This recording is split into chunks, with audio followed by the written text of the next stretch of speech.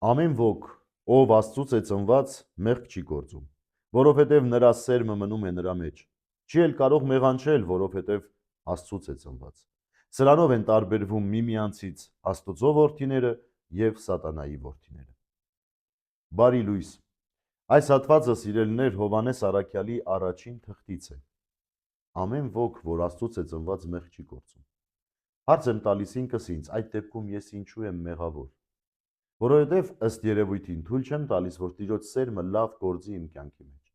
Չէ՞ որ առաքյալն ասում է, Տիրոջ սերմը նրա մեջ է, նա չի կարող այլ բան անել։ Ուրեմն ինչ է կատարվում մեզ հետ, երբ մենք մեղք ենք գործում։ Մենք արհամարհում ենք այն սերմնահատիկը, որ մեր Տեր Հիսուս Քրիստոսի միջոցով տրվել է մեր մեջ։ Ավելին ասեմ, յուրաքանչյուր կիրակի մենք հաղորդություն ենք ստանում։ Դա Տիրոջ մարմինն ու արյունն է։ Դա նույն սերմն է, որ ամեն շաբաթ, ամեն կիրակի տրվում է մեր անձերի մեջ, որպեսզի մենք անցկացնենք մեր կյանքը Տիրոջ սերմով, Տիրոջ ներկայությամբ։ Բայց ամեն անգամ սերմահատիկը վերցնելով, մենք կրկին անգամ մերժում ենք եւ դառնում ենք մեղավոր մարդիկ։ Հետևաբար այսօրվա հոգեվոր նախաճաշը արթության, զգաստության եւ անդրադարձի կոչ է։ Յուրաքանչյուր մեկս հասկանանք, որ Տիրոջ ներկայությունը մեր կյանքի մեջ մեզ հիշեցնում է, որ մենք նման ենք իրեն։ Մենք ստեղծվել ենք իր նմանությամբ եւ մենք իրավունք չունենք այլ բան անելու։ Ում դուր կգա, որ հորը դուր կգա, եթե իր զավակը հակառակ հոր ապրի, հոր կամքը չկատարի, չկարողանա նմանվել իր ընտանիքին։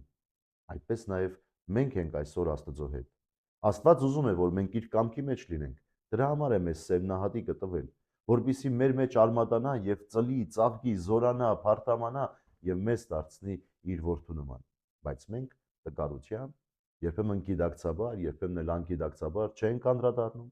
եւ ընկնում ենք մեղքերի մեջ։ Ուրեմն սիրելիներ, արթուն պահենք մեզ այսօր եւ թույլ տանք, որ այդ սերմը մեր կյանքում գործի, որտեղ դրանով մենք նմանվում ենք Հայր Աստծուն։ Քրիստոս հարյավ իմերելոց, ձեզ եւ մեզ մեծ ավետիս։